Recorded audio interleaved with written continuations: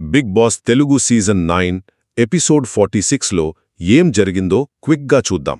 ఈ ఎపిసోడ్ మెయిన్గా దొంగతనం టాస్క్, డబ్బుల దగ్గర మోసం, దానివల్ల వచ్చిన గొడవలు, ఇంకా కొన్ని నిరాశపరిచిన టాస్కులు చుట్టూనే తిరిగింది. అసలు సంగతేంటంటే, మొదటిగా దొంగతనం టాస్క్లో భాగంగా దాదాపు ఓ 10,000 రూపాయలు పోయాయి.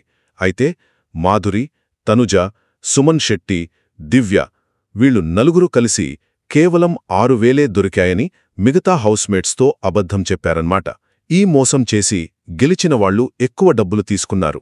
ఇది ఇంట్లో కాస్త నమ్మకాన్ని దెబ్బతీసింది. రెండోది, ఈ డబ్బుల పంపకం సరిగా జరగలేదని, అసలు తమకు చెప్పనే లేదని రీతూ చౌదరి, తనుజ మధ్య పెద్ద గొడవైపోయింది. ఇద్దరూ గట్టిగానే అరుచుకున్నారు.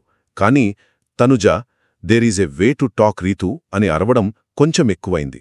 సరే, తర్వాత రాజీ పడ్డారులే. అదే టైంలో సంజన, మేం ఆర్టిస్ట్లం, ఇలా లాక్కోవడం పీక్కోవడం మా క్లాస్ కాదు అంది.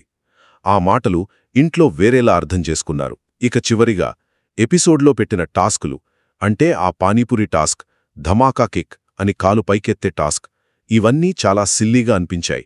ఇంత స్ట్రాంగ్ కంటెస్టెంట్స్తో ఇలాంటి టాస్కులు పెట్టడం ఏంటో అనిపించింది చాలామందికి. అయితే డమాన్ టాస్క్లో కింద పడిపోతే మిగతా వాళ్ళు నవ్వుతుంటే రమ్య ఒక్కటే కంగారుపడి హెల్ప్ చేసింది. అది మంచి విషయమే. మరోవైపు సుమన్ శెట్టి కెప్టెన్గా పెద్దగా ప్రభావం చూపలేదు. నిద్రపోవడం కూడా కనిపించింది.